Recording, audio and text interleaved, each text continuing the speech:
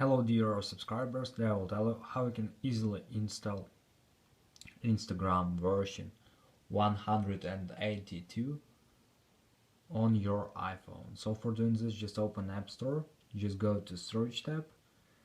In search tab just write Instagram and here you will see Instagram, just open it. So here let's check version, so here you can see version 182.0. So now just tap on update and it will successfully download and install the latest update on your Instagram.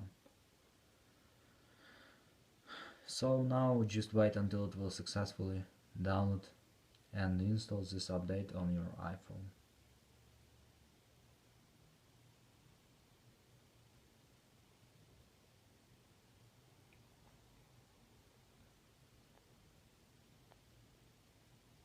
So just wait.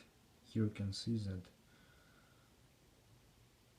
we just need to wait not so long until it will end.